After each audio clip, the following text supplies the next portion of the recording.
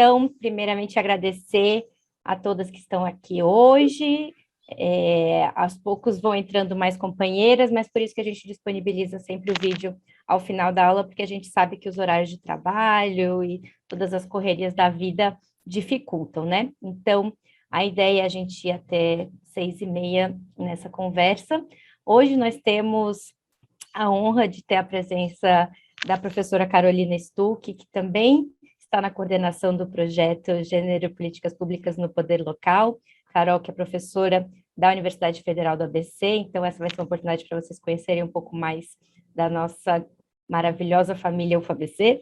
Carol é doutora em Direito do Estado pela Universidade de São Paulo, foi da carreira de especialista em políticas públicas e gestão governamental do Ministério do Planejamento no governo federal por cerca de 10 anos, e atuou no Ministério do Desenvolvimento Social e no Ministério da Educação. Também foi assessora jurídica da Secretaria de Habitação e Desenvolvimento Urbano na Prefeitura de São Paulo, na gestão Marta Suplicy. Então, vocês veem que temos um currículo bem extenso da Carol para compartilhar várias experiências conosco no que diz respeito a controle social no poder local, que é o tema da aula de hoje. E a nossa convidada principal é a Valéria Ortega, que é a atual responsável pelo processo de planejamento do governo na Prefeitura de Franco da Rocha. Valéria atua na área de ciência política, com ênfase em análise do processo decisório e amplo conhecimento em processo de participação social.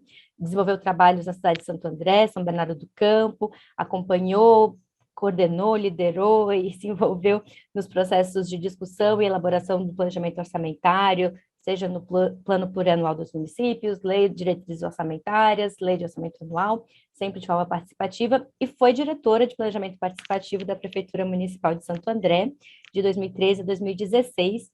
Valéria, que está aqui também a convite da professora Arlene, que infelizmente hoje não poderá estar conosco, porque está nas entrevistas do nosso programa de pós-graduação em Ciências Humanas e Sociais, que está fazendo a seleção para mestrado e doutorado.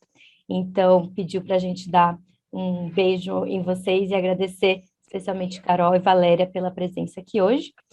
Então, vamos começar com a professora Carol para fazer uma introdução desse tema, trazer alguns conceitos chaves que dizem respeito à questão da participação social, do controle social nas políticas públicas municipais, e em seguida a gente continua o diálogo com a Valéria para aprofundar alguns dos desafios que surgem nesse processo da participação, e aí contamos com a turma para a gente aprofundar o diálogo também na sequência das nossas conversas, que são sempre tão boas. Então, professora Carol, com você, muito obrigada. Obrigada, Mel. Boa tarde a todas. Prazer enorme, todos. Imagino que aqui estejamos num ambiente acolhedor. Gostaria que estivéssemos na UFABC para acolher, né, todas as participantes desse curso, mas infelizmente ainda isso não é possível, mas esperamos que numa segunda edição seja. Prazer enorme, né, ter integrado a equipe que que ajudou a pensar esse curso, e espero que a gente tenha aí, assim como a gente vê o sucesso, né, dos cursos de formação das promotoras legais populares, a gente tenha nesse curso também aí uma vida longa, né, uma formação longa, e que essa mulherada possa ocupar todos esses espaços de discussão política e, se tudo der certo, ocupar os espaços de tomada de decisão realmente, né? A gente tem estudado bastante aí a ocupação das mulheres nos espaços das câmaras de vereadores do ABC, e, enfim, mesmo no nosso estado, tem uma aluna que estuda na Assembleia Legislativa, a gente ainda tem uma participação muito, muito tímida das mulheres nos espaços de decisão política. Então, esse é um dos nossos objetivos aqui, que essas nossas trocas favoreçam, né, esse ambiente de cidadania, de participação e de intervenção nos processos decisórios. Bom, eu pensei, para a gente começar, assim, vou trazer aqui algumas ideias, alguns desafios que estão na minha cabeça aqui, quando a gente fala de controle social e poder local.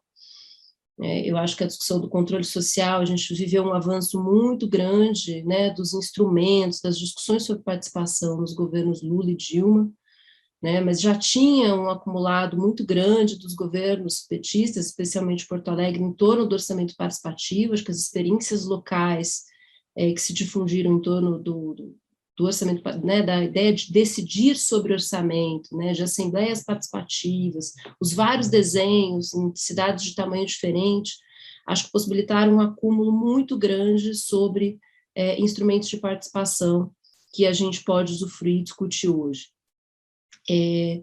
Acho que o grande desafio que a gente vive é porque a gente está num momento em que né, o presidente da República, pela sua forma de atuar, pelos seus atos mesmo, né, o decreto de 2019, que revogou o decreto de participação social, que vinha ali sistematizando todos os instrumentos de participação que estavam se acumulando, cria um ambiente de criminalização do dissenso, vou chamar assim, quer dizer, discordar, opinar, participar, não só é desestimulado, mas parece que a gente está afrontando o sistema, parece que é um crime, né? Então, os movimentos sociais vivem um momento de criminalização, de afronta, de perseguição.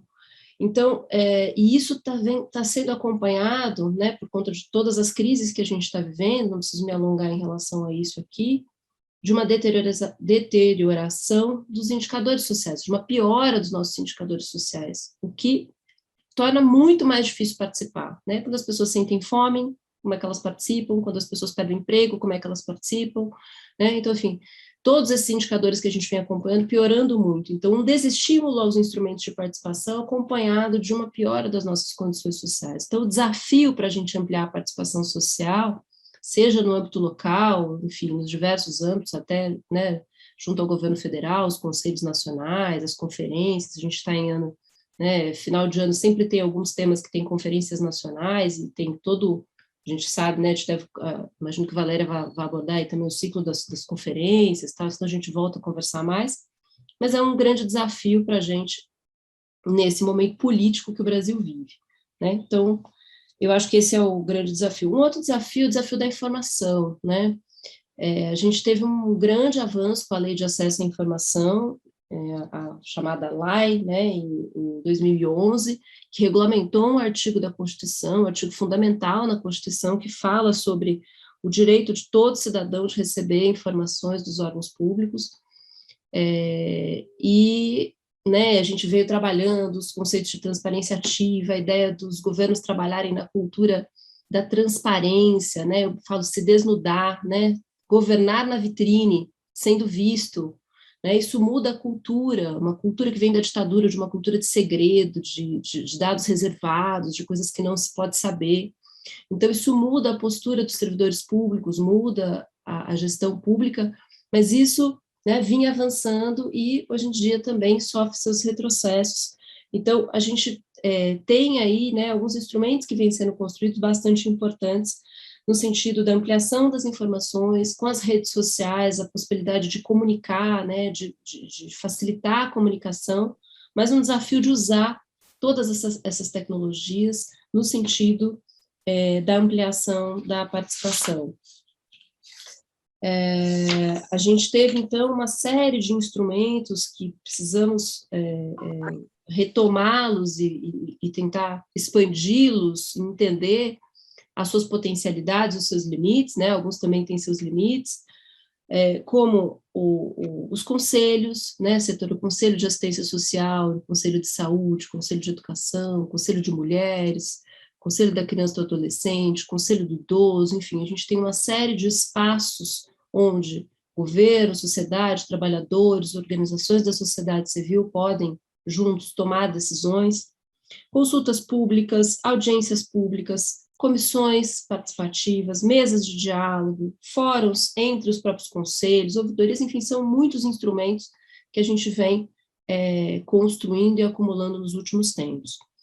Mas eu acho que tem um desafio também, que a gente aprendeu algumas coisas nos últimos tempos, que é uma espécie de um governo partilhado com a sociedade, né, que é a ideia de programas associativos também, muito interessante, que é a ideia de que a própria população, a própria sociedade pode produzir e organizar o acesso a bens públicos, né? Um exemplo muito bem sucedido nesse sentido foi o da parceria com a Associação do Semiárido para a construção de cisternas, né? Então, assim, uma ideia de que há programas governamentais que são construídos em conjunto com a própria sociedade produz aquele bem e ajuda a fazer a distribuição e o acesso àqueles bens públicos, né?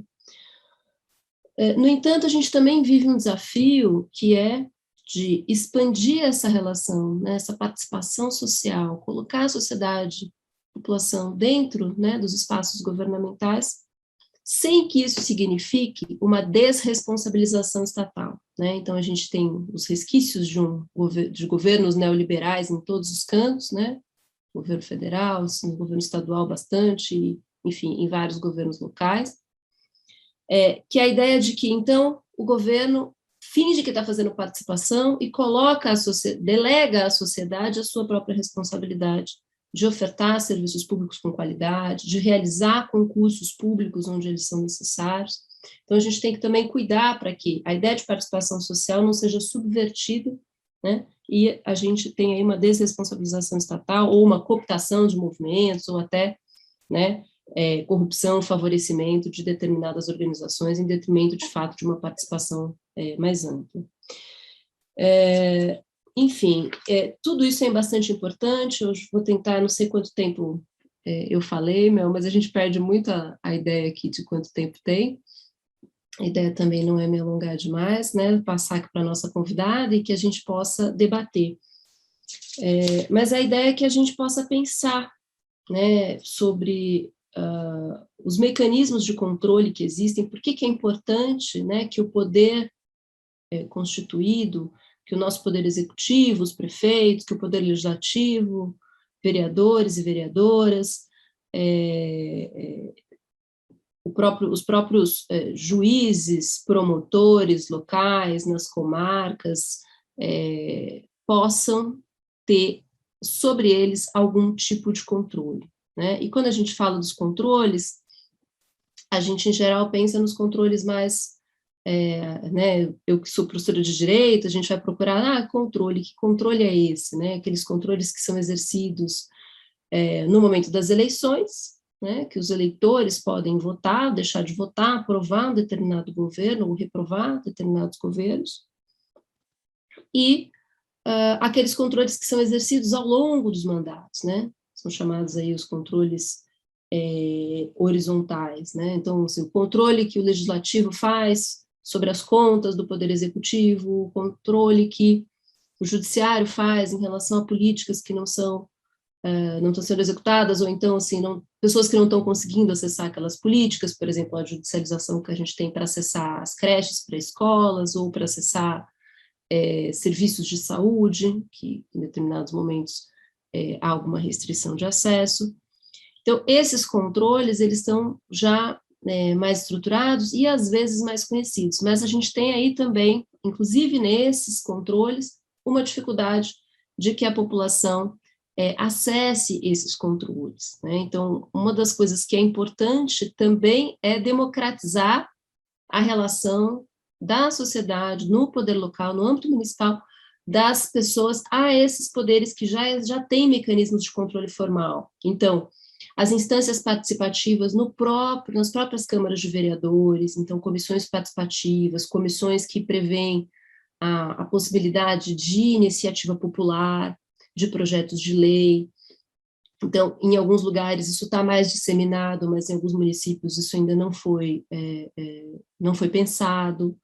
A relação com os próprios tribunais de contas, né? Então, no caso do município de São Paulo, tem um tribunal de contas municipal, mas nos demais, esse controle sobre as contas dos prefeitos prefeitas e dos demais dirigentes na gestão pública é feita pelo Tribunal de Contas, né? No caso, acho que aqui a gente está falando só com pessoas do Estado de São Paulo, então vou me referir a São Paulo, caso tenha alguém fora, a gente, né, faça o devido paralelo, mas a gente tem aí os próprios tribunais de contas, alguns têm mecanismos de envolvimento da sociedade civil, ou pensam cartilhas, formações, junto a organizações da sociedade civil para fortalecer o controle social. Se não fazem, deveriam fazer, né?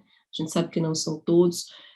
Ouvidorias, o próprio Ministério Público, né, em algumas áreas, né, propicia essa relação com a sociedade civil, ou se não faz, deveria fazer. Então, a gente sabe que os próprios órgãos de controle, né, já instituídos formais, também têm a possibilidade de prever mecanismos de participação que envolvam a sociedade. Para além disso, a gente tem aqueles mais tradicionais, né, que eu comentei, os conselhos, os processos de conferência, que em geral são setoriais ou são transversais, por áreas, e isso tem uma história bastante importante de participação, né, direta da população, com crescimento de população usuária. Só para vocês terem uma ideia, acho que foi na conferência, não sei se 2015, se eu não estou enganada, que o processo de conferências da assistência social mobilizou mais de 1 milhão de pessoas, né, entre as conferências municipais, alguns fazem regionais, as estaduais, até chegar na conferência nacional, que só ela mobiliza em torno de 3 mil pessoas. Esse processo, né, teve uma mobilização. Então, vocês imaginem um conjunto de conferências de vários temas, como isso pode envolver, se não na tomada de decisão em si, mas na disseminação de informações, o que já é...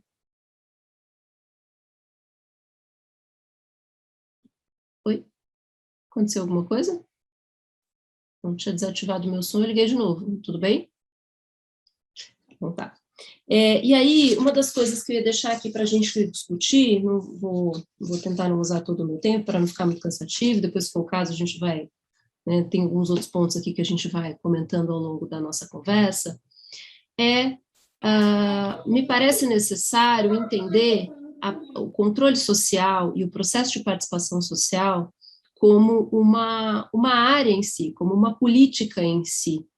E, para isso, é necessário pensar uma estrutura, né? É preciso pensar financiamento para isso. Então, uma das coisas que a gente precisa compreender, isso, por exemplo, no governo federal, na época do decreto de participação social, existia uma secretaria para pensar uma política nacional de participação social,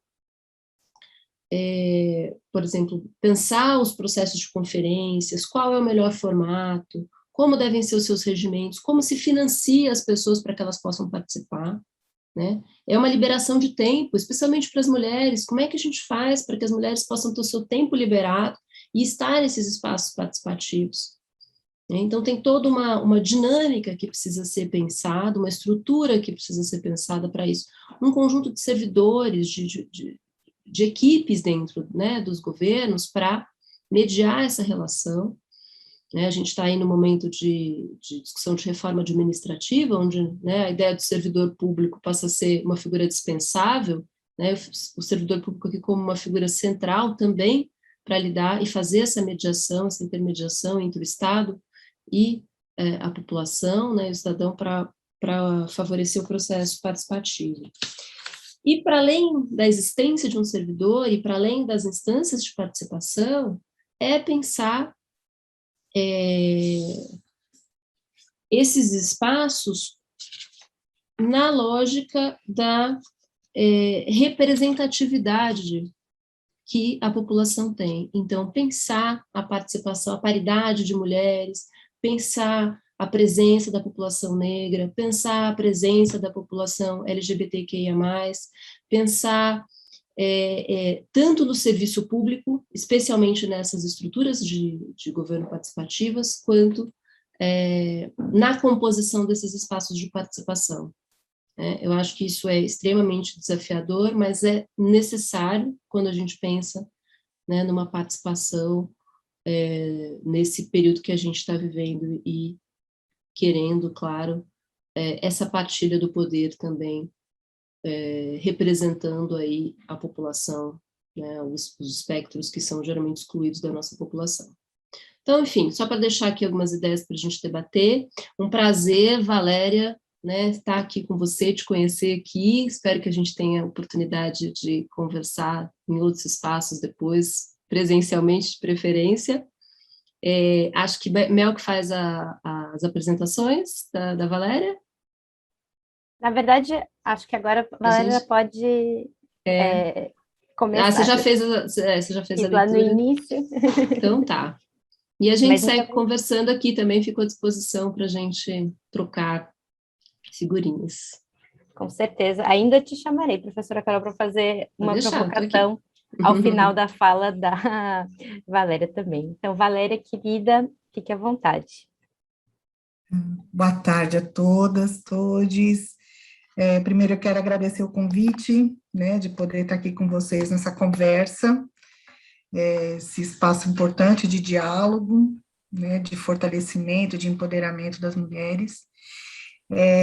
Eu vou trazer um pouquinho da minha experiência enquanto gestora, enquanto pessoa que teve a oportunidade de atuar diretamente, né, no poder público e mais ligada à questão de participação social, e aprofundar, ou, na verdade, colaborar um pouco com a fala da professora Carolina, né? Ela trouxe alguns elementos que eu coloquei também na apresentação, mas eu vou tratar menos da questão, né, como trouxe a Carol, não, né, tenho todo esse conteúdo, mas abordar um pouco da nossa experiência, né, como que é a questão do controle social e da participação das mulheres no nosso dia a dia dentro da gestão pública e dos desafios que estão colocados para a gente, tá bom?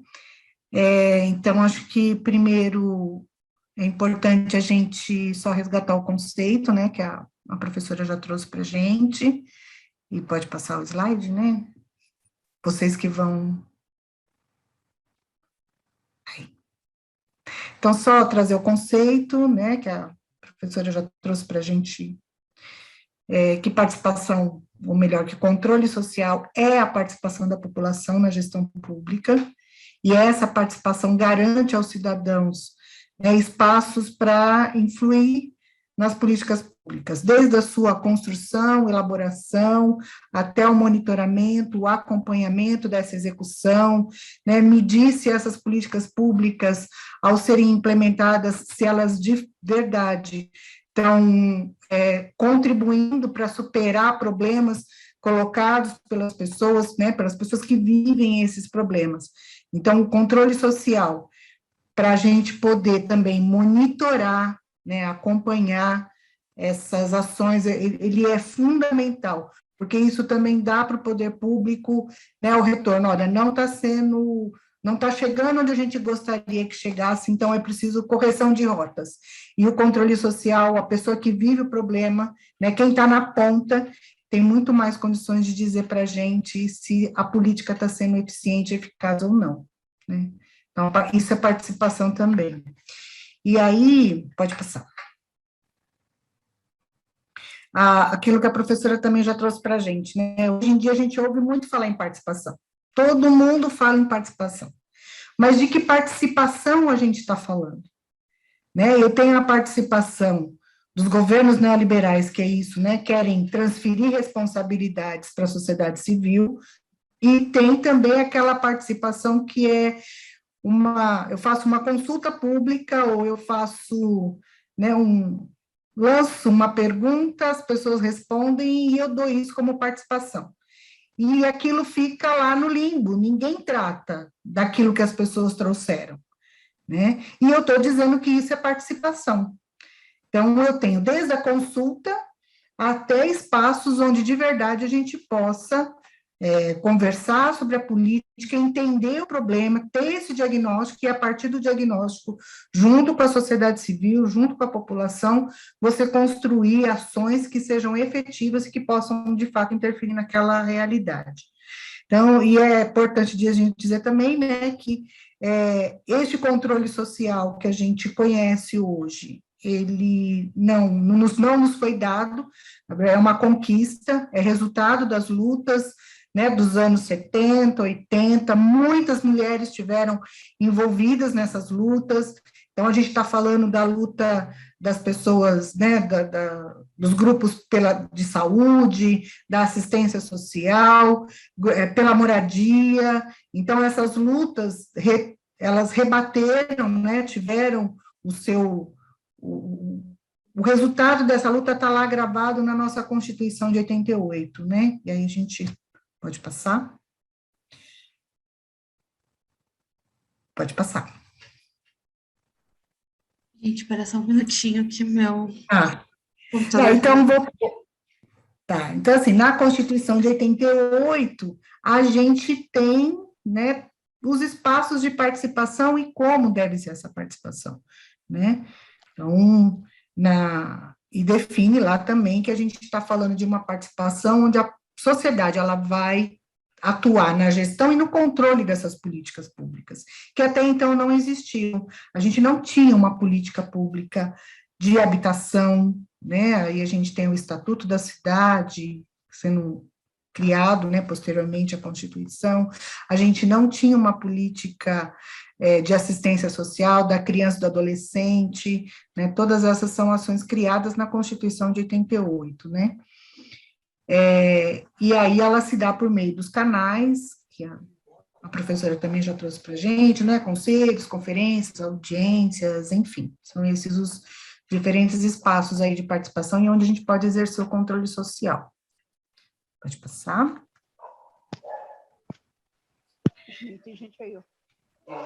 É importante a gente dizer, né, isso, que a gente vive esse processo de retrocesso, né, acho que reforçar isso. Nos governos anteriores, né, como a professora também trouxe para a gente, Dilma, Lula, Dilma, na verdade, a gente viveu um crescente, vários espaços, vários canais, conferências foram feitas, a gente nunca, na nossa história, teve tantos espaços institucionalizados de participação colocados para que a gente pudesse interferir de verdade nas políticas públicas, né? Houve um crescente aí, e todo um esforço do governo federal em ter uma área responsável pela participação social, isso para o Brasil, né? E a gente está assistindo exatamente o retrocesso. Então, você fechar e o desmonte das políticas públicas.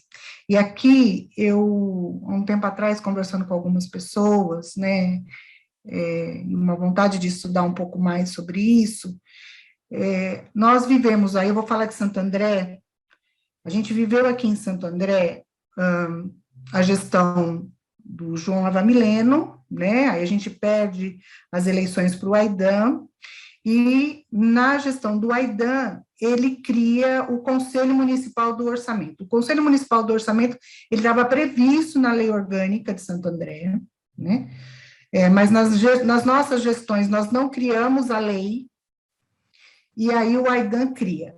Ele cria a lei do Conselho Municipal do Orçamento. Quando ele cria a lei do Conselho Municipal do Orçamento, ele cria uma lei onde ele dizia que a participação ou a composição do conselho ela era paritária, só que os membros do conselho da sociedade civil seriam indicados pela Câmara de Vereadores, né? E todas as instituições assim patronais, empresariais, você não tinha participação da sociedade civil.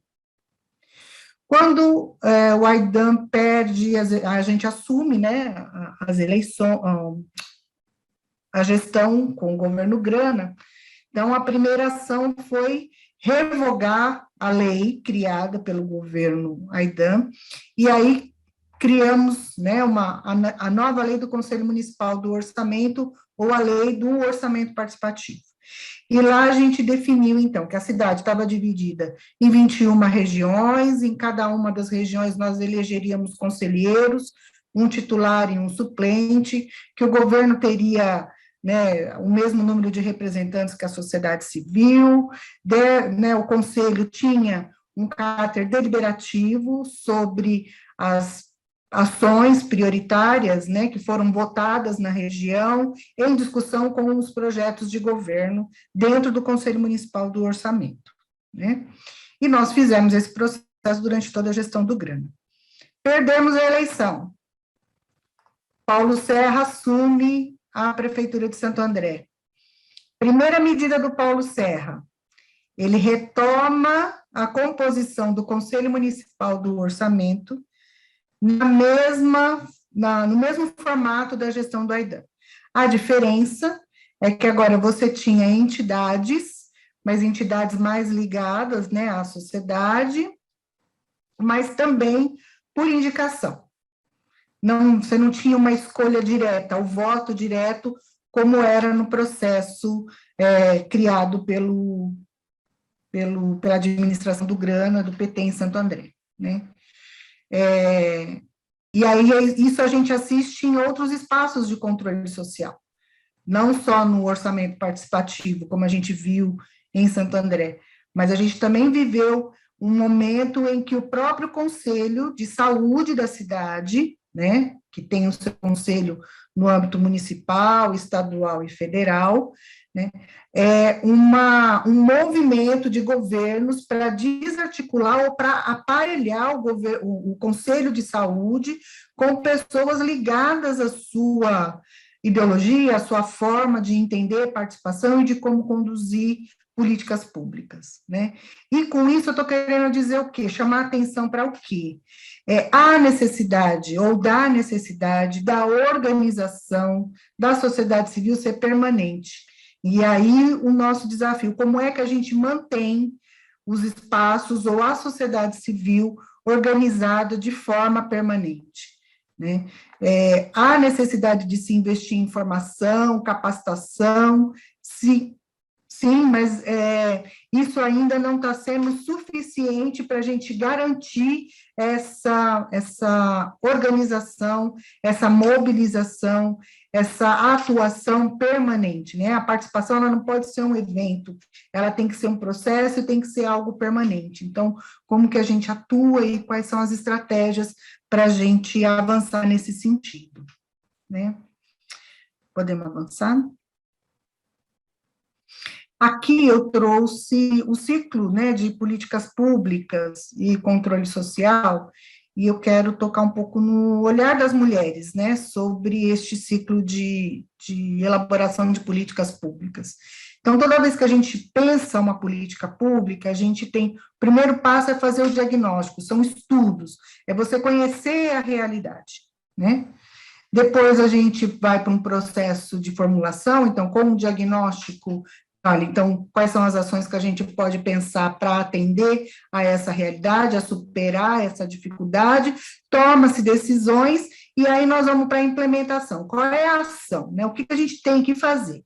Implementei, eu preciso permanentemente manter a avaliação crítica sobre essa política pública, né? Tá, mas Valeria, aí, e o olhar das mulheres? Aí eu vou trazer para vocês duas histórias, né, que eu tive a oportunidade de viver também dentro do processo do orçamento participativo na cidade de Santo André. Uma delas, na região do centro de Santo André, que era a nossa região 9, região L do AP, a gente tem no processo, né, de deliberação, de eleição de demandas, foi aprovado, votado em plenária, obras de combate à enchente na região, né? Então, dentro do Conselho Municipal, teve a discussão, ela ficou como uma das prioridades, e aí foi o poder público para o processo de diagnóstico e estudo, né, dessa demanda para pensar as ações. Só que o diagnóstico, você faz um primeiro, na nossa metodologia de trabalho, né? A gente fazia o diagnóstico e submetia isso à sociedade civil. Então, faziam-se reuniões para apresentar um projeto, para apresentar esse diagnóstico. Então, quando o SEMASA elaborou o projeto, nós fomos para uma reunião junto à população, e lá a gente tem a dona Carmela, que à época era dona Carmela, acho que tinha uns 74, 75 anos, né? E a dona Carmela nasceu na região, ela vive na região, ela mora na região. Então, quando nós apresentamos o projeto, a dona Carmela, com toda a simplicidade do mundo, falou assim, então, vocês estão propondo aqui esse diâmetro de tubulação, só que quando a água passar por aqui e chegar em 2 ruas abaixo, o diâmetro lá é menor. Isso vai dar refluxo nas casas. A água vai voltar. Então, não vai resolver o nosso problema aqui. Né? Drenagem é algo que está no subsolo, a gente não vê. E assim, os técnicos do SEMASA não tinham essa informação de que 2 ruas para baixo o diâmetro da tubulação era menor. E Dona Carmela trouxe mais assim, ela desenhou em cima do mapa do SEMASA, onde estava a tubulação, diâmetro de tubulação, as casas que tinham problema de retorno, de esgoto. Ela fez esse desenho, né? E aí, nós pedimos desculpa para a população que estava na reunião, enrolamos o nosso projeto, voltamos para as nossas salas, e aí, com as informações da Dona Carmela, tivemos que voltar para o território, fazer uma nova pesquisa, e aí redesenhar o projeto. Então, assim, se não fosse a participação, né, o conhecimento da Dona Carmela em relação a esse território, provavelmente a gente teria feito a abertura do solo, e na hora que a gente fosse né, se deparasse com a realidade, a gente ia ver que a obra ia ficar mais cara do que havia sido orçado, talvez, né, a gente teria outros tipos de problema. Então, a participação da Dona Carmela nesse processo foi, assim, fundamental, né? Um outro exemplo de controle e participação que eu trago aqui, a gente também tinha a região do Parque Andreense, né? Parque Andreense, Paranapiacaba, e lá, quem conhece Santo André, né, quem vive aqui na cidade, sabe que é uma área de preservação, proteção de manancial, com muita restrição para a gente poder construir, né? Isso avançou-se muito por conta da legislação, mas à época a gente tinha muito mais restrição, né?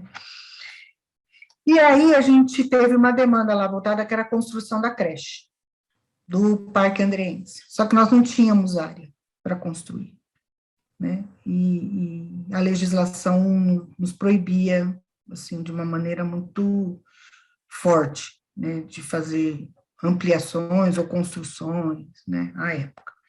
E a gente tinha também uma demanda na região I, que é no Jardim Cristiane, e aí também era uma demanda de construção de creche.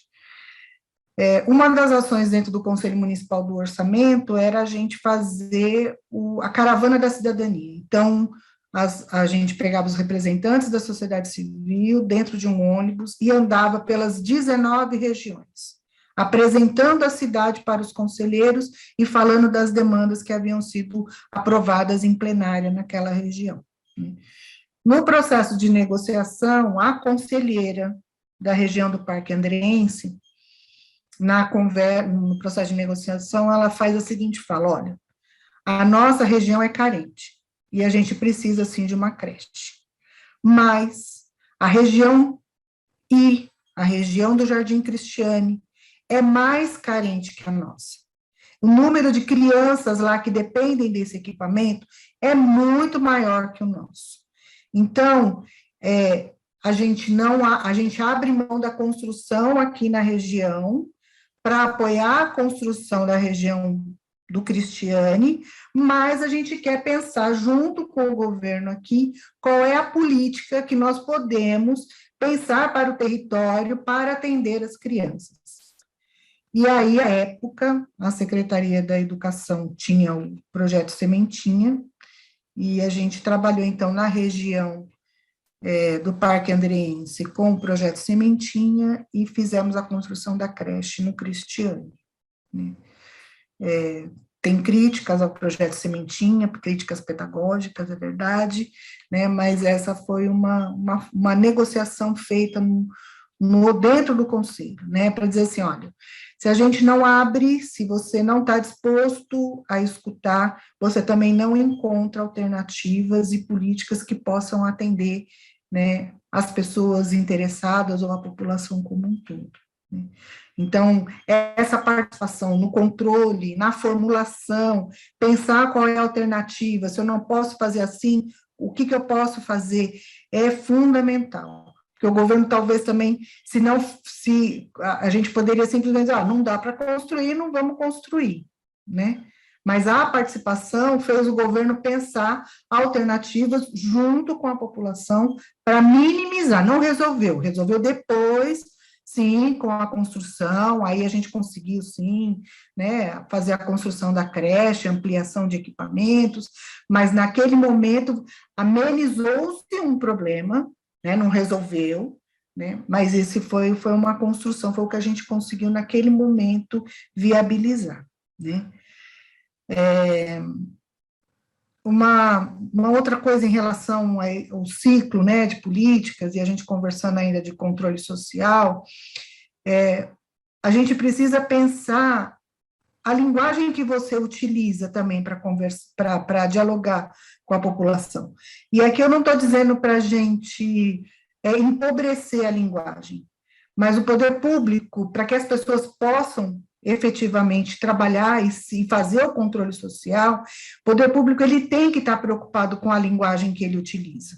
Às vezes nós somos muito técnicos, né? A gente leva para a população questões extremamente, e não nos damos o trabalho, né, eu não diria traduzir, mas de colocar de uma forma que as pessoas, sem descaracterizar, dizer do que você está tratando ali, né? Até porque se eu também não levo para as pessoas nomes, conceitos, eu também não contribuo com a formação, né? E aí essas coisas continuam sendo algo para quem está aqui na gestão, muito ao contrário, eu tenho que trabalhar para que as pessoas que estão, né, dispostas e estão atuando no controle social também tenham esse conhecimento, se apropriem dessas informações, tenham este conhecimento, e aí sim a gente pode dialogar em pé de igualdade, porque isso também empodera as pessoas, né? Não dá para a gente dizer que é só o poder público que tem conhecimento, não. Quem está lá na ponta e que vive o problema tem muito conhecimento. E a gente precisa valorizar esse conhecimento que está lá na ponta, tá? E eu posso contribuir para que esse conhecimento seja aprimorado. Esse é o papel do poder público, quando ele se dispõe a fazer participação social e controle social, né? A gente tem que pensar, e a gente trabalhou muito também, né, para garantir que esses espaços de participação fossem espaços realmente que facilitassem essa participação. Então, qual o melhor horário para as reuniões? Estou pensando nas mulheres, né, que têm filhos, qual o melhor horário para essa mulher participar? Né? Eu tenho que pensar no transporte, porque a cidade é grande. Como é que eu trago as pessoas que estão ou que moram em Paranapiacaba para reuniões no centro? É possível a gente descentralizar as reuniões, né, para garantir que outras pessoas participam com mais facilidade? Isso tem que estar na pauta, o governo tem que olhar para essas questões, né? Alimentação, as pessoas muitas vezes saem do seu trabalho e vão direto para as reuniões de conselho, né? Como é que eu vou fazer? E as reuniões nunca são reuniões de 1 hora, sempre são reuniões de 2 horas, 2 horas e meia. Né? Então, como é que eu dou condições para que as pessoas possam participar? Né? A transparência é fundamental. O governo tem que dizer, dentro deste ciclo, né, de políticas públicas, se é possível fazer e se não é possível fazer. Agora, o não ser possível fazer, ele tem que ser qualificado. Não pode ser simplesmente não vamos fazer. Né? Olha, por que não é possível fazer? Né? E às vezes, que é isso que eu estava dizendo, né? Às vezes o governo tem uma visão limitada do que não pode fazer, e a sociedade civil vem com propostas, vem com alternativas, né? Para viabilizar isso que o governo está dizendo que não é possível fazer. Mas se não houver transparência, o diálogo também fica comprometido. A produção de informações, ela é fundamental. Se eu não disser, se eu não der uma descrição clara do que é aquele projeto, as pessoas também não vão conseguir interferir. e transparência na publicização dessas informações. Né? Não escamotear dados, não escamotear valores, não escamotear prazos, né? Às vezes, coça o dedinho lá, mas não pode, senão você também não garante o controle social, né? Outra coisa ainda, aí eu falando um pouquinho de Franco da Rocha, né? Eu falei de Santo André, e aí falando de Franco da Rocha agora, que é onde eu estou podendo contribuir com esse processo de participação. Franco fica na região metropolitana de São Paulo, né? Junto ali dos municípios de Caieira, Francisco Morato, né, Mairiporã. Então, é uma cidade de 150 mil habitantes, enfim. E eles sempre fizeram a discussão, mas só do PPA, da elaboração do PPA, né? O desafio agora está sendo a gente fazer a discussão do PPA, mas das demais peças de planejamento, né? Da LDO e da LOA. Então, não havia estrutura, nem trabalhadores designados para tratar dessa questão. Isso está sendo feito agora, na atual gestão. Isso está sob responsabilidade do gabinete da vice-prefeita, né? Então, toda a questão de participação social, controle social, conselhos, as políticas transversais, né? Então, estou falando de gênero, raça, juventude, né, geração, todas essas políticas também estão no gabinete da vice-prefeita, né? Para a gente, e é nosso papel, então, pensar como, né, atuar para dar conta dessas políticas, né? Dos desafios que está colocados lá para a gente, e que aí eu penso que é para todos nós, mas como garantir a intersetorialização dessas políticas. Então, quando eu estiver falando da mulher, eu estou falando da mulher negra, deficiente, jovem, né? E eu preciso garantir que estes conselhos se conversem, para que a política não fique picada, né? Eu não posso olhar numa única dimensão, né? Eu tenho que olhar para a pessoa de uma forma integrada, integral, né? O ser humano ele não está compartimentalizado. Nós não somos caixinhas, né? Você fala, agora eu vou tratar disso com você, e agora eu vou tratar disso, e agora... Não. A gente precisa olhar para a gente enquanto um ser integral, inteiro, e que, portanto, essas questões de saúde, educação, renda, trabalho, esporte, né, essas questões precisam ser tratadas de forma integral, assim como o ser humano é. Né? Nós não somos partes, nós somos inteiros. Então, precisamos ser olhados como inteiros e não como partes. Então, esse está sendo também o nosso desafio lá, porque não é como que eu posso dizer? O poder público, ele vive nas caixinhas, né? Se você pegar a questão orçamentária, é orçamento por área. Se você olha financiamento público, é financiamento público por área. Mas no poder local, a gente pode e tem como fazer a articulação das caixinhas. A gente pode sair da caixinha, é possível. Então, esse é um desafio que está colocado lá para nós, enquanto equipe agora responsável aí pela participação, controle social, enfim. Né? E dizer que a vice-prefeita nunca teve um papel como esse, né? Então, assim, mesmo dentro do poder público, ou melhor, olhando para o poder público, é um baita desafio, né? Porque é isso, as mulheres precisam se empoderar para poder fazer alguns debates que até então eram espaços masculinos. Então, discutir orçamento, por exemplo, que hoje é uma atribuição dentro do gabinete da vice, Geralmente, na maioria das administrações públicas, você tem um secretário de Fazenda ou um secretário de Finanças discutindo o orçamento, porque dinheiro é assunto que, né, um homem precisa tratar. Uma mulher ainda não está preparada para tratar. A gente faz o orçamento da casa, vive com pingado, né? Fazemos os nossos malabarismos, sabemos da necessidade das crianças, quem nós vamos atender primeiro, né? Mas a gente, no poder público, ainda tem essa dificuldade de estar em cargos ou em lugares que discutam questões que são tão importantes, né? Isso ainda acontece, mas caminhamos para superar, né? Ainda, acho que assim, talvez seja chover no molhado, vocês já devem ter discutido isso em outros temas, eu assisti algumas das aulas, né? Gostei muito, vou assistir todas as demais, né? Muito, muito bom.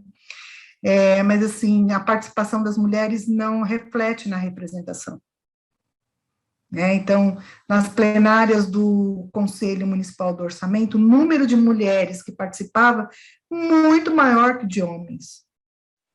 Acho que às vezes eram só os candidatos, homens que estavam lá, não estou exagerando, tinha homens sim, mas era um número bem menor. Mas as mulheres não se candidatavam para a Conselheira Municipal do Orçamento, né? Claro que a gente sabe, né, das dificuldades do público e do privado, né, que nós mulheres enfrentamos, mas também tem essa coisa da gente não se ver em condições ou não se sente capaz de representar ou de dialogar sobre políticas públicas, quando a gente vive as políticas públicas diariamente, né? Então, essa é só mais um detalhe, né, da participação aí. Acho que aqui é isso, podemos passar.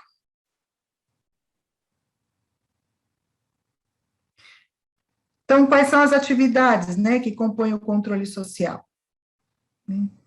Então, o controle da execução das atividades, dos programas, projetos, na verdade é uma síntese, né, uma sistematização do quadro anterior, né, o controle da observância das normas gerais que regulam as atividades e o controle dos recursos financeiros e públicos, tá? Podemos ir adiante. Agora, participação e controle social, né? Para que a gente, pode passar, para que participação e controle social sejam efetivos, é preciso a gente ter claro, né? É importante a gente pensar que a participação e o controle são fundamentais para romper com privilégios para poucos, né? Então, o que eu discuto, ou o que eu olho para pequenos setores, quando eu tenho a participação efetiva, né, eu tenho um número muito maior e eu vou olhar realmente para prioridades e para necessidades e para problemas que são muito maiores e que precisam ser atingidos, né? Que o exercício da participação e do controle, ele favorece a construção de uma cultura democrática, né, porque a gente precisa escutar, falar, né, as ideias são trazidas à mesa, então você precisa dialogar com aquela ideia que está colocada ali, rever os seus processos, né, tudo eu posso, mas nem tudo eu devo, e se o outro, e isso eu olhando para o outro, né, o outro tem que ser a minha referência, né, para que a gente possa ter uma cultura aí democrática e ética, né, nas relações de participação. Podemos passar. A participação, e eu disse isso, né, para vocês com alguns exemplos, ela qualifica as ações do governo, do Estado, desde as políticas setoriais até os processos de planejamento, né? Então, assim, hoje as nossas cidades, elas são mais eficientes, ou vamos pensar, dizer de mobilidade, ou mesmo as políticas habitacionais, né? Elas são mais eficientes por conta da participação, sim, né? A gente hoje colhe o resultado de cidades mal planejadas porque nós não tínhamos participação. Hoje a gente pode sim pensar cidades mais planejadas a partir da participação e da construção coletiva, né? E não só, né, planos setoriais, mas também da elaboração do plano plurianual, que é um processo de planejamento de médio prazo para os governos. Ele é elaborado no primeiro ano e vale até o primeiro ano do próximo governo, né? E a população consegue e pode e deve sim participar, né? E é isso que a gente também já conversou um pouquinho, né? Que a participação ela não pode ser um evento. Eu crio uma atividade, vou lá, as pessoas vão, eu discuti um tema, pronto, aquilo foi participação. Não, aquilo foi um momento importante de formação, capacitação, integração, mas ele tem que ter continuidade. Eu tenho que pensar na participação como um processo contínuo, permanente, com elementos que aprimorem a participação das pessoas. Tá? Podemos... Eu acho que, além de ética, né, e politicamente justa, a participação favorece a correlação de forças em favor de políticas realmente transformadoras, né? Acho que a gente tem que pensar qual é a realidade que eu quero mudar, que cidade eu quero, que país eu quero, onde nós queremos estar, que cidade é essa que a gente está construindo agora. A gente fala muito, né, dos nossos filhos, netos, enfim, mas a cidade deles não está lá no futuro, a cidade deles está aqui agora. Então, a gente tem que pensar agora, em políticas públicas que realmente possam transformar. E o olhar da mulher é fundamental nessa construção. Nós sabemos as dificuldades das nossas crianças, desde a hora que a gente sai de casa até a hora que eu deixo ele na porta da escola.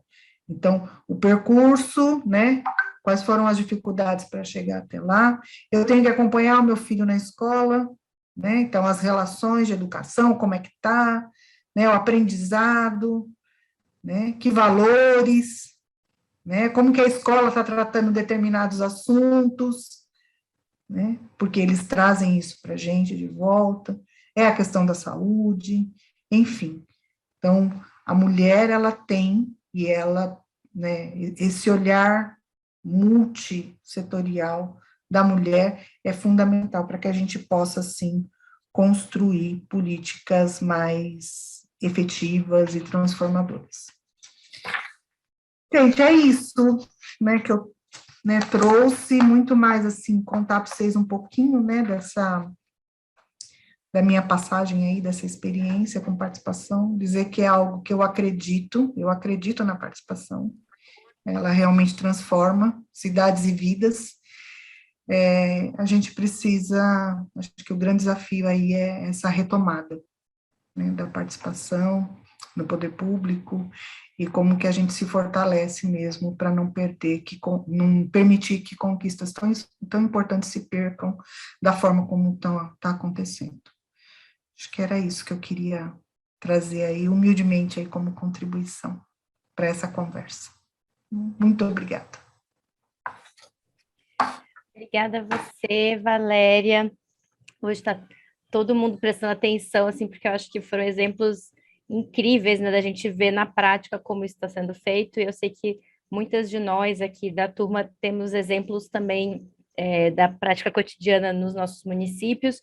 A turma ela é formada principalmente por mulheres ativistas, lideranças comunitárias, assessoras parlamentares, mulheres que foram eu li gratidão aqui, falei gratidão, mulheres que foram candidatas. Então, com certeza essa experiência está ressoando bastante, assim, e acho que para mim, algo que você falou, assim, algumas vezes fica muito forte, né, a ideia de que a participação não pode ser um evento, você tem que construir esse processo e mantê-lo, e acho que está sendo esse desafio, num contexto de desmonte, a gente manter e ampliar, né, porque a gente estava num processo crescente, como você e a Carol trouxeram tão bem. Então, agora eu vou passar a palavra para a professora Carol fazer uma provocação inicial, e vou, enquanto isso, convidar todas que quiserem a se inscreverem, levantarem a mãozinha ou falarem aqui no chat para a gente poder fazer a nossa conversa. E aí, depois da fala da professora Carol, a gente tira a nossa foto coletiva também, então todas já se preparem, passem o perfume para abrir a câmera e a gente se vê. Então, Carol, com você, e eu fico aqui nas inscrições. Nossa, fiquei super provocada, várias questões que eu anotando aqui, eu tô muito instigada com esse debate da ampliação da participação, já é o segundo momento que eu participo de um espaço para a gente discutir isso, pensando, né, em governos futuros, né, assim, o que a gente quer como sociedade do ponto de vista da participação. E eu acho que a Valéria tocou num ponto que me provoca bastante, e vou devolver para ela, para a gente discutir isso aqui um pouco, que é o desafio da intersetorialidade, que é um desafio que eu acho que está colocado para as próprias políticas públicas, né, para a própria gestão pública, pensar como conduzir isso, e o desafio da interseccionalidade, né, quer dizer, como é que a gente também pensa as transversalidades aí todas. E acho que o poder local é onde isso pode se resolver. No entanto, né, as formulações nacionais, o modelo de federalismo, a gente tem discutido isso aqui também no curso, né, o papel do município, a gente é muito influenciado por um desenho nacional que às vezes deixa pouco espaço para esses arranjos de poder local. Então, como a gente lidar um pouco com esse desafio, né, do intersetorial, do interseccional, e a gente, de fato, conseguir produzir essa ideia da arena pública, do espaço público, né, de discussão, da implicação com a tomada de decisão, né? Eu acho que por algum tempo a gente imaginava que o controle social, com a tecnologia, a gente ia poder votar em tudo, né? Como se o grande ganho tivesse na decisão em si, né, num voto dentro, né, numa composição de votos dentro da decisão, e não no próprio processo de construção, né, de apropriação das informações, na troca, né, em compreender as escolhas, como é difícil fazer escolhas públicas, né, como sempre tem alguém que vai ganhar, alguém que vai perder, né, o processo de orçamento participativo trouxe essa riqueza, então não basta eu dizer assim, eu quero uma ponte. Essa ponte significa alguém que vai deixar de ter algum outro serviço, um outro acesso, uma outra obra. Então, eu acho que, como esse desafio da interseccionalidade e da intersetorialidade. E aí, uma questão que fica para mim, né, nesse desafio da participação das mulheres nesses espaços, faz sentido a gente pensar hoje os conselhos, as conferências, os instrumentos que a gente já conhece, com algum tipo de política afirmativa e lógica de paridade? Né? Assim, a gente avançaria indo por aí? Enfim, uma coisa que eu tenho pensado bastante, assim, a gente... o que você falou, assim, elas estão nas assembleias, né? As mulheres vão, mas depois, na hora de eleger os representantes, elas ainda não são, né, nem metade, né, muito menos maioria. Como é que a gente constrói isso, né? Que é possível, enfim, coisas para a gente pensar aí. Essas são as minhas provocações. Só. Só algumas, né? Bom, eu vou passar também a palavra para mais algumas antes da gente fechar o primeiro bloco, mas convidar então todas a abrirem a câmera, perdão, todas que quiserem aparecer na foto hoje. A gente faz aquele sorriso bonito, porque a gente esqueceu de fazer esse registro coletivo da última vez. E não dá, né? Com a turma tão bonita, olha só. É bom, é esse momento que a gente vai vendo as carinhas das pessoas aqui, todo mundo atento. Ai, gente, esse virtual, como disse a Carol, queríamos estar todas juntas lá na UFABC, mas ao mesmo tempo o virtual tem permitido essa participação extensa, né? Temos mulheres aqui de Osasco, Vale do Ribeira, Heliópolis, Baixada Santista em geral, Santo André, Mauá, Ribeirão Pires, estou esquecendo de Rio Grande da Serra, então, assim, talvez não fosse possível estarmos todas na UFABC, então, aprendendo a conciliar. Alguém mais quer abrir a câmera? Se não, a gente vai tirando aqui as fotos, sorrindo.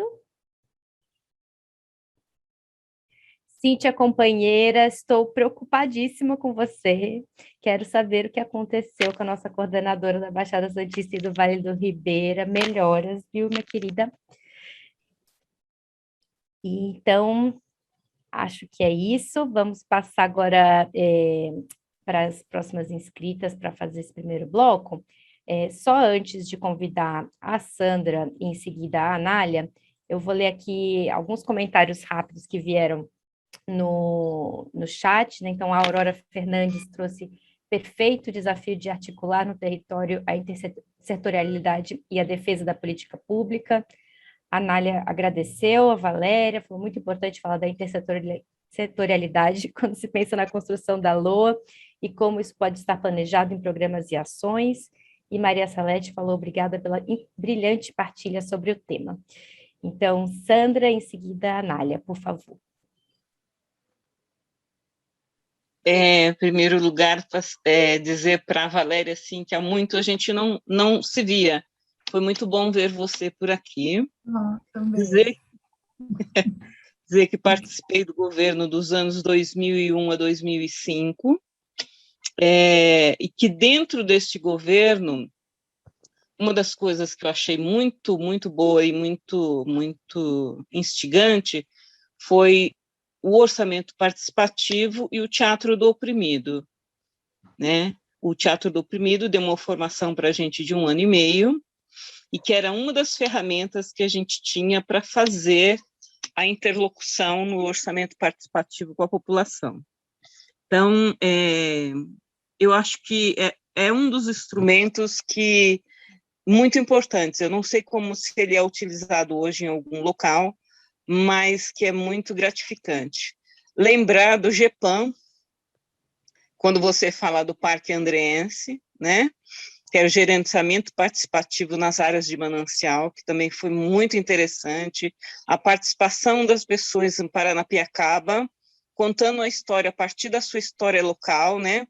Aí, assim, que me fixou muito foi uma das moradoras dizendo o seguinte: mas eu nasci aqui, eu corri atrás das galinhas do mato, então como é que isso aqui vai mudar? O que isso vai me beneficiar? Então, o que eu posso fazer para melhorar e para eu permanecer nessa cidade, né? O pau da missa. Então, tem uma infinidade de histórias. Tem até um livro, né, do GEPAM que a gente fez em 2004, 2003, 2004, que conta um pouco dessa história. Aqui para o lado de onde eu moro, da Vila Luzita, que a gente vai falar ali do Pintacilgo, como é que a gente descobre um monte de empreendedoras, as mulheres que trabalhavam ali no teleférico, né, que depois acabou, mas elas continuaram produzindo dentro das suas casas e como é que circulava aquele empreendimento ali dentro do Pintacilgo, que a gente não tinha noção do que era, né? Quando a gente foi fazer o cadastro sobre moradia em função do Rodoanel, tem toda uma história, enfim. Foi muito, muito, muito importante. Uma outra coisa que eu acho assim gratificante, que eu procuro fazer em outros momentos, e que veio lá do Canadá, né? Que foi o Biomapas. Como é que você trabalha com mapas com a população para ela se identificar? Porque primeiro ela precisa se reconhecer dentro do espaço, né? Então, como é que ela se descobre dentro do espaço e como é que ela traz aquela realidade que a moradora trouxe do centro da cidade, por ela ser tão antiga ali, né? As histórias de quem mora aqui na represa, quem são, a maioria eram funcionários públicos, então, assim, muito, muito, muito importante essa coisa de o saber ouvir e de dizer que elas são importantes. O plano diretor também foi um projeto muito interessante em 2001, que foi aprovado, né, a partir de 2001, e aí fiquei muito feliz de ter participado de todos esses processos. Aí, quando fala do controle social, fala das conferências, eu estou um pouco triste, porque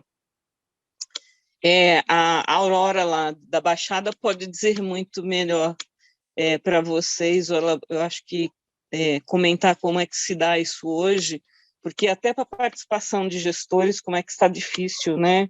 E como é que o governo lida com assistência social. Bom, a gente sabe do desmonte nacional, e como é que isso tem vindo para as sociedades e como é que são a participação. A última conferência de assistência que eu participei, boa parte das pessoas que foram para as conferências, elas foram para a conferência porque algum grupo de pessoas que estava por detrás é que determinava quem ia, e não quem eram as pessoas que de fato precisavam ir para ajudar na construção da política pública, né?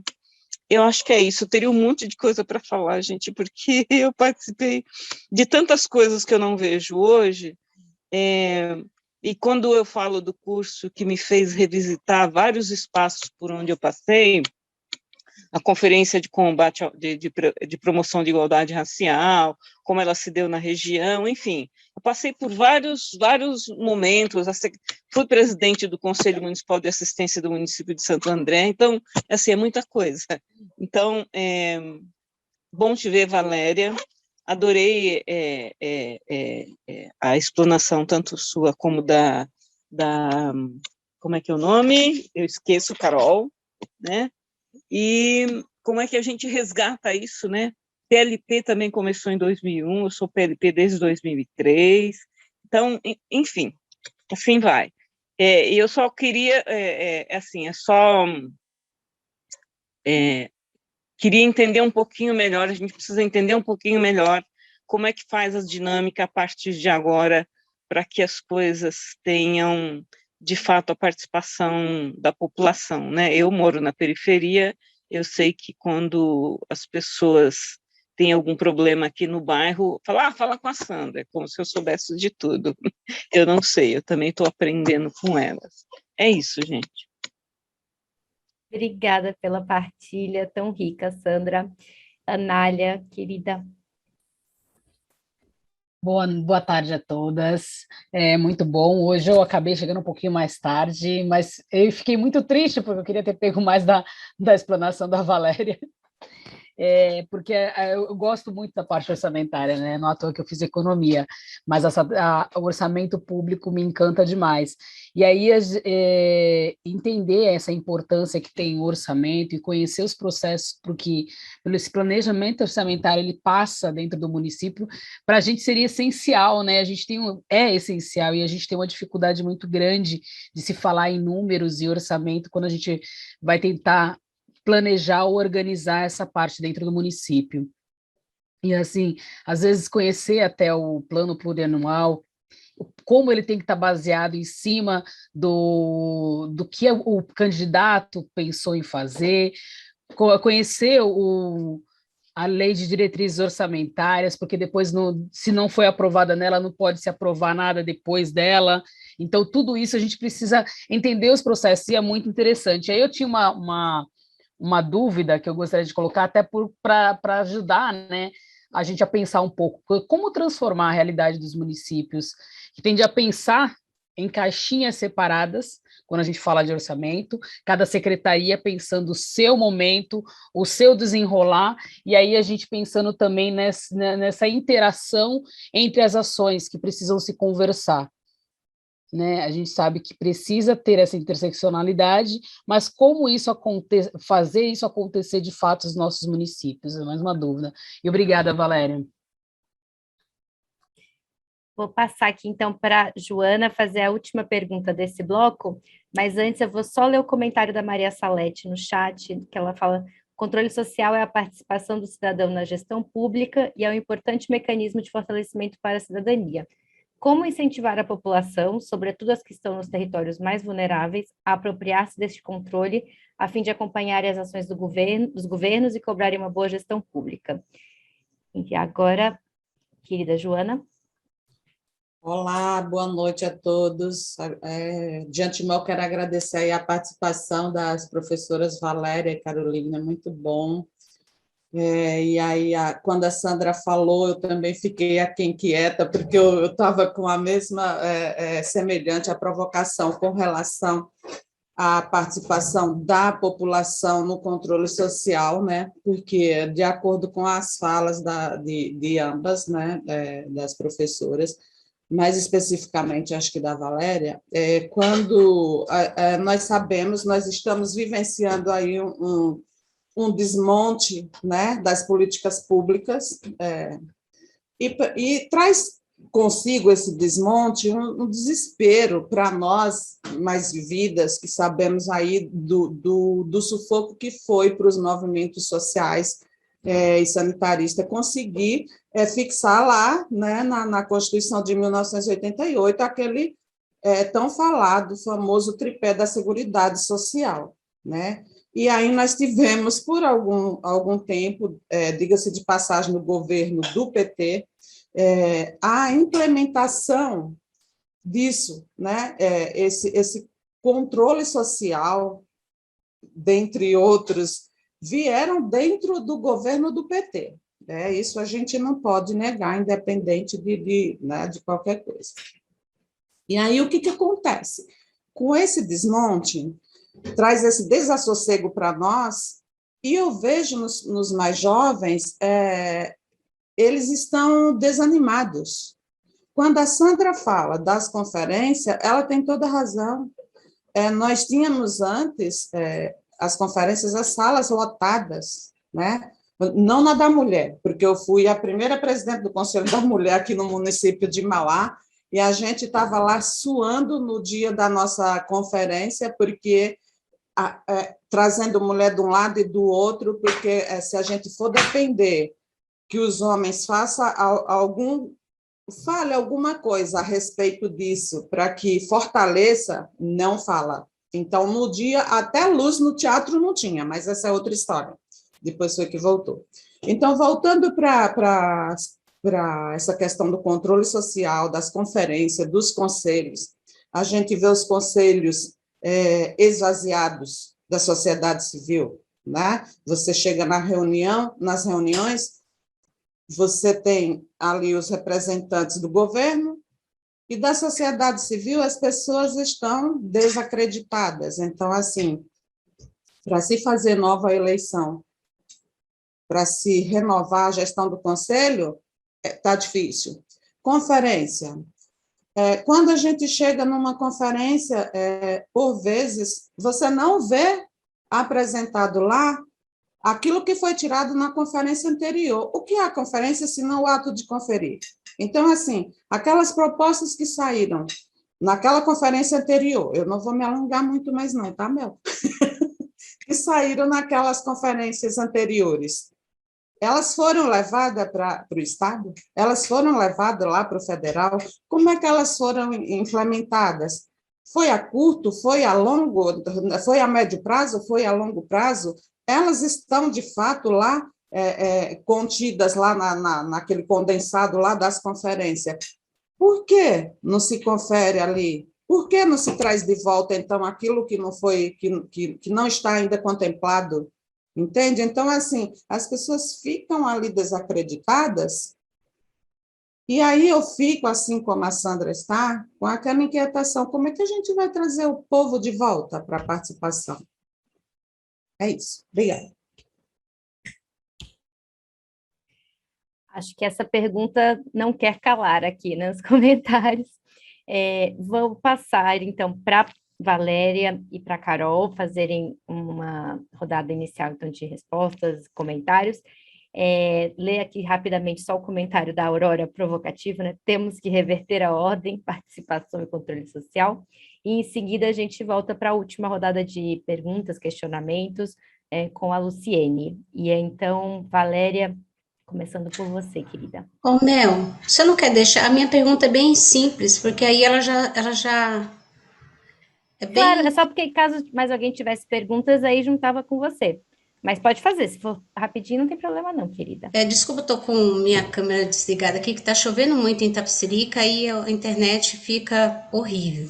Mas a minha pergunta tem a ver com a da Ana aí de São Vicente, né? Que aqui em Itapecerica foi votado recentemente o projeto de dignidade menstrual para compra dos absorventes para as mulheres carentes. e foi vetado pelo prefeito, né? E, pelo que eu sei, foi vetado porque o orçamento não está no orçamento. E tudo que causa despesa após, né, o orçamento ter sido feito, o prefeito vai vetar, né? Eu queria mais explicação com relação a isso, porque amanhã tem um evento na Câmara Municipal daqui, e nós fomos convidadas, nós mulheres da Pedaliza, que é uma associação que a gente montou aqui, para ir lá com bandeira, com não sei o quê, para contra o veto, né, do prefeito. Mas eu estou achando que a gente vai lá fazer papel de boba, que é uma coisa já certa, o prefeito não vai aceitar isso daí, né? E eu acho que deve ter outros caminhos. Quem sabe as professoras não podem já me dar uma luz aí para orientar meu grupo aqui. Era só isso, tá bom? Obrigada. A pergunta você pode ter feito de forma rápida, mas a resposta eu sei que não vai ser tão simples. Eu vi que tem mais inscritas, mas eu vou passar para a Valéria e para a Carol rapidamente, e a gente volta para uma última rodada, tá bom? Eu prometo, só porque senão vai acumular muitas perguntas, e aí, para elas terem um pouco mais de tempo também de processar as informações, tá bom, Elisa, querida? Valéria, vai lá, querida. Eu vou... Acho que não tenho... Eu vou falar a partir do que eu penso, tá bom? São... como é que fala? Soluções, mas também pensando junto com vocês aqui algumas coisas. Assim, olha, vou começar pela questão da Luciene, né? A questão da carência menstrual e o pedido que foi negado porque não está no orçamento. Acho que assim, primeiro que é a mesma justificativa do inominável que ocupa hoje a presidência da República, né?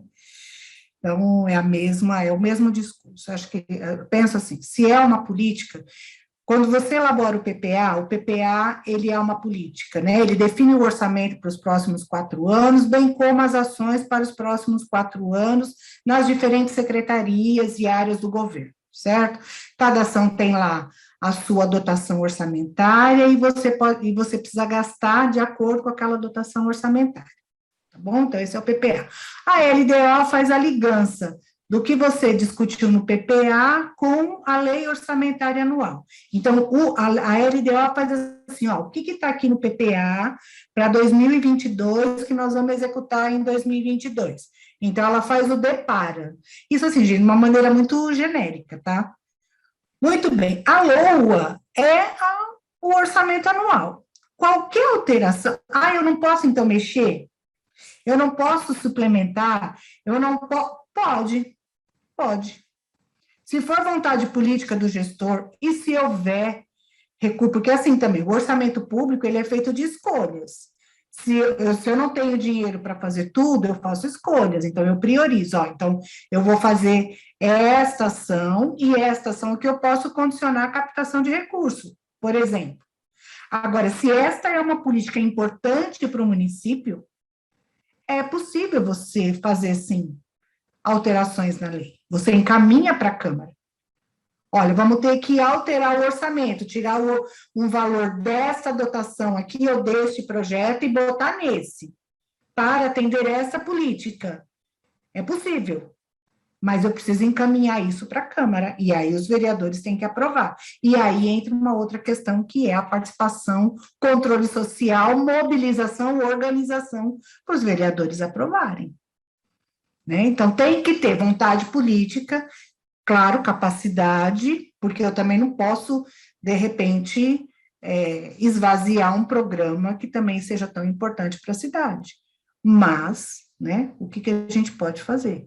Depende dessa avaliação, mas também é possível. Só para dizer para você assim, é possível, né, fazer emendas ao orçamento, alterações, suplementações, pode. Tem que querer e ver se é possível, tá? A outra coisa, Sandra, muito bom te rever, né? Muito bom, muitas experiências boas, né? Tanta coisa gostosa para a gente contar, para a gente falar. Mas aí, emendando, né, a sua questão, né, a sua fala com a fala da Joana, né? Eu penso, né, que assim, a gente realmente está num momento difícil, né, de mobilização social. As pessoas estão perdendo a crença, a acreditar na política, banalizou-se a política, né? As pessoas olham para a política só como a figura do político, do deputado, do senador, do vereador, do prefeito, do presidente, enfim.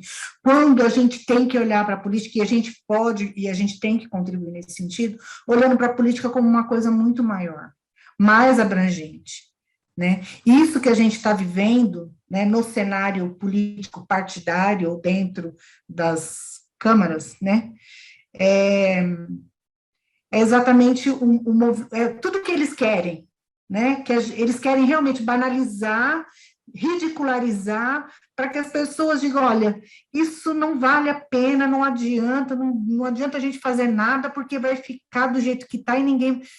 É isso que eles querem que a gente pense, né? E o que a gente precisa, e esse penso, né, o movimento é o contrário, é a gente dizer o que significa, a gente faz política todos os dias, nas nossas relações, né, com o vizinho, marido, em casa, filhos, né, no local de trabalho. Política é muito maior. Não dá para a gente restringir a esse ambiente político partidário. E a nossa participação pode, sim, exigir que eles tenham, né, posturas diferentes. Né? Somos nós que vamos dizer para eles, né, olha, desse jeito aqui nós não queremos e não vamos, só que isso é difícil, mas não tem outra forma, se não formos nós. A gente não saiu de um regime de ditadura militar porque vocês sabem tanto quanto eu como, o que a história conta para a gente. Hoje a gente vive também um período de ditadura, a gente velada, na minha avaliação, velada, mas a gente vive um período de ditadura, sim, de controle, de mentira, né? Essa coisa de que, olha, só o que uma parte diz é que é verdade, você não tem espaços de diálogo, você só ouve um lado, porque o outro sempre vai estar errado. Né? A gente vive... Olha a truculência hoje das ações das polícias. Isso é uma forma de ditadura. O despreparo não é à toa. Isso é intencional. E eu vou dizer, isso é ideológico. Isso tem, sim, uma razão de ser. Então, não existe, eu não consigo ver outra forma, senão de ações, por meio de ações como esta, onde a gente possa ter um espaço para falar sobre isso. Hoje a gente se veja enquanto formadoras de opinião, que somos, né? O fake news pode chegar onde quiser, mas a gente também. Ai, mas eu não vou conversar com fulano, porque ele é difícil. Ou ela é difícil. Não quero, cansou minha beleza. Se a gente cansar e entregar os pontos, vai ficar mais difícil ainda, porque as novas gerações estão escutando tudo isso que a gente escuta, só que a diferença é que a gente tem uma história de vida que eles não têm. A gente passou por coisas que essa juventude não passou, e que eles não viveram. Quando, né, tem um provérbio chinês que diz assim, olha, o que eu ouço, o que eu vejo, eu me recordo, o que eu vejo eu esqueço, o que eu ouço eu me recordo, mas o que eu vivencio eu apreendo. Nós apreendemos na prática, né? A nossa juventude precisa apreender também. Nós fomos provocados a mudar. A nossa juventude também. Né? E para eles está tudo muito mais, o acesso à informação é muito maior. Então, acho que não tem uma receita, eu penso, não existe outra forma senão a organização e a luta social, não tem outra forma. Né? Agora, é isso, a gente precisa qualificar os espaços, a gente precisa qualificar as nossas informações, a gente precisa, até para que a gente possa dizer para esses governos, meu querido, eu sei que você pode fazer alterações no orçamento, você não faz, você não quer. Me mostra aí como que é esse orçamento. A gente tem, e nós podemos chamar isso. Eu não vejo, de verdade, eu não vejo outra forma, senão a gente manter a organização e a luta dos setores da sociedade organizada, né? Com relação à intersetorialidade, o que eu penso assim, gente, não... a prática, para mim, ela é algo muito importante. Eu acredito muito naquilo que o Paulo Freire ensinou para a gente, sabe? Eu tenho uma prática, eu preciso teorizar sobre essa prática para eu ir para uma prática transformada, né? Então, ele é a famosa prática, teoria, prática. Então, agora a gente está no momento de teorização, né? Então, para que a gente possa aí rever as nossas práticas. Com o gestor público, ele tem uma prática, né? E uma prática dentro da área que ele domina. Ele não teorizou sobre articulação, sobre intersetorialidade. Ele precisa dar conta de um orçamento e de um planejamento para 4 anos. Então, o negócio do gestor público é chegar e fazer, entendeu? Esse negócio de conversa demora muito, vai levar mais tempo, e aí eu vou ser cobrado porque eu não fiz, então, não, deixa eu fazendo aqui o meu miudinho, entendeu? Vou fazendo aqui, e lá no fim a gente vê o que dá, né? Então, a gente não tem dentro do poder público ou da gestão pública momentos como para a gente poder teorizar. Hoje, o que a gente está tentando fazer lá em Franco da Rocha? A gente está exatamente estruturando, na verdade, a gente mapeou todos os programas e ações que são matriciais, né, intersetoriais, enfim, e a nossa proposta é exatamente essa. Então, você chamar, enquanto área de planejamento, você senta todas as áreas juntas, tira um conceito ou uma visão de governo, planeja as ações para ir para a execução. E por quê? É uma forma de você somar os diferentes olhares. E isso não é só com o governo, né? Claro que o governo precisa se preparar, precisa entender, mas ele precisa também dialogar com os conselhos que estão dentro dessas áreas. Então, olha, gente, o governo está pensando isso aqui para a questão das políticas públicas para a mulher. E aí pensamos, saúde, esporte, educação, né, desenvolvimento econômico e tal. Né? Como é que a gente, o que vocês acham, como é que a gente trabalha, é isso, não é isso, o que precisa fazer, e aí, junto com a sociedade civil, construir essas ações. Né? Uma vez que eu dialogo com a população, com a sociedade civil, e aí a Anália trouxe, se eu não me engano, foi a Anália? Foi a Joana, que falou assim, que tem muita decisão de conferência que se tomou e que ninguém viu, e que também ninguém prestou contas, né? Acho que foi a Joana que disse para a gente. É verdade, Joana. Né? É isso que dá descrédito à participação e ao controle social. Porque eu discuti, não implementou, mas também ninguém me disse por que não implementou. Então, por que eu vou participar? Se eu vou lá, eu vou perder meu tempo. Né? Então, assim, tudo o que se discute com a população, tudo o que se discute com a sociedade civil, precisa, sim, prestar conta, precisa, sim, dar retorno, precisa, sim, ter um sistema de monitoramento e acompanhamento, porque senão cai no descrédito a questão da participação. A participação, ela também só se sustenta se as pessoas verem na prática que a sua discussão está sendo executada ou olhada pelo governo. Do contrário, né? Então, é preciso, sim, uma vez que eu chamo a discussão, eu me comprometer também com a execução, né? E dentro do governo, eu penso que é isso, hoje é um processo de aprendizado também para o gestor público. Ninguém nasce gestor público, como ninguém nasce médico, ninguém nasce dentista, ninguém nasce professor, né? A gente se educa nas nossas relações também, A gente tem uma formação técnica, mas a gente também se educa nas nossas relações. E eu acredito muito que o gestor público, ele será muito melhor, né? E ele aprimorará muito o seu olhar sobre a política pública quando ele se permitir a escutar a população. Então, é isso que a gente hoje está tentando lá em Franco da Rocha. Então, é um processo. A gente tem aqui como, no nosso planejamento, a gente colocou que como resultado, no final do quarto ano de governo, as áreas planejando ações de forma material e articulada. Esse é o resultado que a gente quer buscar. É isso que a gente quer. Mas é um processo pedagógico também de construção.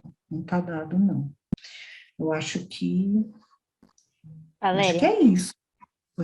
eu acabei de perceber que a gente se estendeu um pouco aqui no nosso horário, então eu vou fazer um convite, na verdade, para a Elisa. Ela deixou um comentário no chat, mas Elisa, se você quiser falar rapidamente a sua provocação, e também a Aparecida Maria Silva escreveu também no chat, se quiser fazer uma provocação, e aí a gente encerra, se tiver mais uma ou duas, e passa para a Carol e para a Valéria para a gente fechar antes das 7, porque a gente sabe que temos vários compromissos depois daqui, inclusive vocês, então, só para a gente garantir a fala, porque a gente sabe também que tem uma demanda de fala reprimida, né? Ainda mais quando a gente fala de participação social, é tanta dificuldade que a gente encontra de ter esses espaços que vamos tentar garantir ao máximo. Então, Elisa, querida, se você quiser falar, ou se não, eu posso ler o seu comentário. Não sei se a Elisa está podendo falar, então eu vou ler aqui. Elisa escreveu assim: nos governos democráticos, sabemos que é supernatural a questão da participação popular, do controle social, mobilizações, etc., diferente dos governos de direita. Estamos, a duras penas, tentando reverter, por exemplo, o PLC 26, e, no entanto, somos impedidos de entrar na casa do povo. Gostaria que comentassem a respeito. E a Luciane concordou, falou que é verdade, não podemos entrar na Câmara ou na Alesp. Muitos comentários falando que já quisemos desistir, Luciane também. E a Maria Silva fez um comentário que falou que a população se afasta depois de uma experiência, seja positiva ou negativa, muitas vezes pela observação, principalmente das pessoas que as trouxeram naquele evento, pois viram um evento, é só um momento mesmo. E depois, se as lideranças não tiverem atuações proativas e que realmente sejam coerentes com a fala inicial, já é um ponto forte do não retorno dessa participação. A continuidade para não se perpetuar o evento é a responsabilidade solidária de todos na continuidade das cobranças e das políticas e espaços e da contínua busca de informações e conhecimentos. E aí, acho que também a Luciane deixou um comentário aqui falando que está tentando seguir, né, mas às vezes pensa que é muito desgaste numa rede já viciada, e ela trouxe um exemplo que em Itapecerica ela está começando a montar um plano de trabalho para o PT de Itapecerica, mas está sofrendo vários questionamentos da nata petista. E ela compartilhou um documento para que, se alguma companheira quiser ler e dar um retorno, para ver se ela está no caminho, ela vai agradecer. E então, agora, para finalizar, eu vou passar para a Carol, em seguida para a Valéria concluírem, mas eu só queria fazer a minha pergunta também, muito rapidamente, que temos vários espaços, então, para tentar reconstruir, voltar a fortalecer.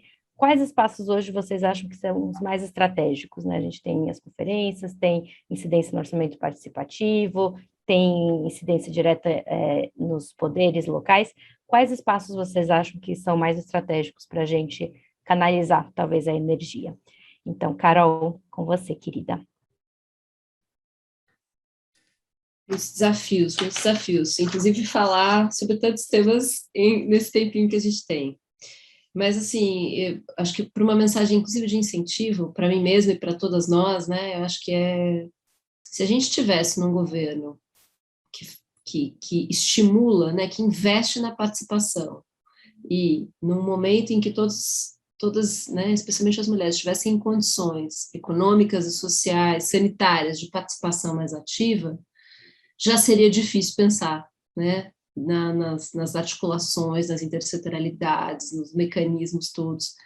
O problema é que a gente está enfrentando golpes em todas as esferas aí, né, Então, assim, a gente está vivendo uma tragédia sanitária, uma tragédia econômica e um governo que não só não investe na participação, ele destrói a participação. Então, assim, é muito forte o que a gente está vivendo, né? Isso tem rebatimento em vários governos locais, nos governos estaduais. Então, eu estava assistindo uma fala do Tarso Genro, numa live ele, a semana passada, sobre o orçamento participativo, e ele disse que as primeiras assembleias não aparecia ninguém. E as pessoas falavam assim, mas eu votei em você para você tomar a decisão. Por que eu tenho que ir na Assembleia? Então, assim, agora que a gente já aprendeu, acho que essa fase a gente já passou, a gente sabe que, assim, a gente quer que tenha Assembleia e quer que a gente participe, a gente não pode deixar, né, não pode retroceder nesse espaço. Eu acho que, como a gente está num momento de muitos ataques, eu acho que os movimentos sociais têm uma importância gigante, tem que ocupar, tem que ir para a Assembleia, tem que tomar, não pode desistir, não. Tem que ter clareza que isso é o momento. Esse momento que a gente está vivendo é um momento duro mesmo, e é essa luta, essa resistência, ela pode não ser efetiva, né, a luta pela distribuição dos absorventes pode não entrar no orçamento desse ano, mas essa luta pode fazer com que entre no ano que vem. Às vezes a gente vai falar assim, mas não conseguiu, mas o assunto foi, e na hora que os parlamentares forem fazer, o executivo for pensar o orçamento no ano seguinte, essa demanda vai estar ali, eles sabem que vai pegar mal, talvez se não colocar no ano seguinte, vai ter que repensar. Então, às vezes é né, assim, uma batalha que perde aqui, mas gera uma semente para conseguir isso lá na frente. E uma outra coisa que eu queria comentar, acho que eu falei muito rapidamente na minha fala inicial, que é a gente usar também alguns controles instituídos, né? Eu acho que assim, a discussão do acesso à justiça, da Defensoria Pública, do Ministério Público, que é usar essas instituições a favor dos movimentos sociais. Então, é politizar essas instituições, ir atrás de ações coletivas, fazer representações também, porque são pessoas que estão ali para garantir esses direitos. A participação também é um direito social, a informação é um direito, está garantido na Constituição. Então, toda vez que não tem esse retorno do governo, que não tem consequência daquilo que é feito na participação, isso precisa ser levado a esses órgãos de controle. Acho que essa é uma luta também, um lugar por onde passar. E aí, Mel, assim, só para responder um pouco sua provocação, eu acho que o orçamento é a discussão central. Eu acho que assim, é onde tudo vai né, eu acho que é um instrumento de fato, partilha poder, né? Quando a gente discute orçamento, a gente discute partilha real de poder, e eu acho que é onde a questão da intersetorialidade consegue se fazer. Não é um tema fácil, porque o orçamento é muito amarrado, a gente sabe disso, né? Tem muitas questões que envolvem o orçamento, mas eu acho que é pelo orçamento que passa. Enfim, gente, obrigada aí pela oportunidade, a gente segue em outros espaços, em outros momentos aqui no nosso curso também. Obrigada. Obrigada, Carol. Então, Valéria, para você agora esse encerramento também.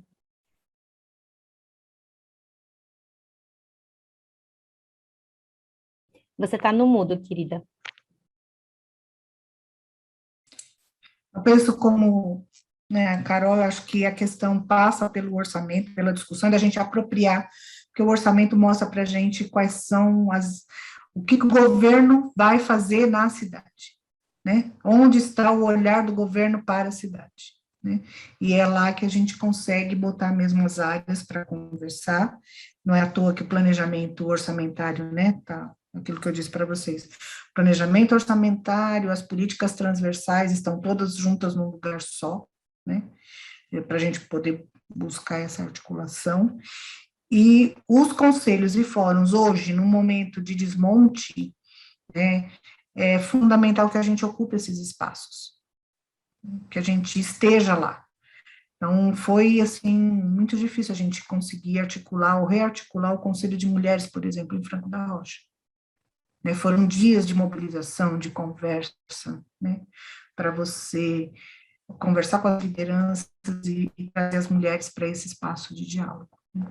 Mas ainda são espaços institucionalizados que os governos não podem, principalmente esses, né, não podem destituir, simplesmente anular, né, então penso que são espaços importantes ainda para a gente ocupar.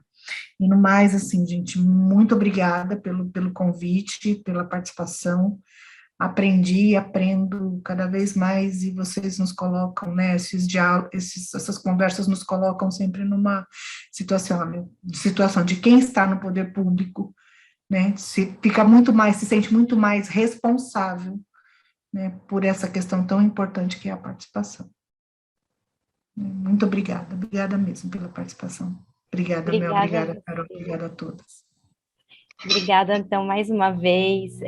Acho que essa aula foi um belo exemplo, né, de pensar a academia e a prática, assim, então agradecer muito a Carol Stuck também por estar conosco, Carol que também coordena vários projetos, também o legislativo, os projetos de extensão da UFABC, também coordenou uma iniciativa junto com a professora Alessandra Teixeira de enfrentamento à violência contra as mulheres na pandemia, então com essa preocupação bastante próxima mesmo da realidade do dia a dia, e a Valéria por dedicar também seu tempo não só para as lutas cotidianas, mas para estar aqui compartilhando conhecimento para que a gente possa pensar coletivamente. Essa semana a gente vai dar continuidade ao diagnóstico que tem sido feito nos polos, então a gente tem as oficinas semanais, e a gente está começando agora por um diagnóstico de entender justamente os dados, entender as estatísticas, os indicadores, para construir a partir disso projetos de intervenção social, que cada polo, cada grupo, vários grupos dentro dos polos estão trabalhando. Então, com certeza, essa aula acho que trouxe algumas ideias aqui para a gente pensar, e o orçamento, em breve a gente terá uma aula específica sobre isso, porque é um tema espinhoso, mas que a gente precisa se apropriar, porque orçamento também é coisa de mulher, então é para isso que estamos aqui. Agradecer pela professora Arlene também, que não pôde estar, mas que agradece vocês também de coração. E acho que é isso, Sarinha, Isa, nossas DJs da noite, se quiserem soltar o som, quem quiser abrir os microfones e dar os tchau. Eu quero essa playlist aí, que eu adorei. Playlist montada especialmente pela nossa equipe. Sarinha, acho que só tem que tirar o destaque para mostrar só as carinhas das pessoas agora, quando vão abrindo as câmeras. E daí podem dar tchau, gente. Tem o Fora Bolsonaro de sempre também. Fora Bolsonaro. Fora Bolsonaro, gente.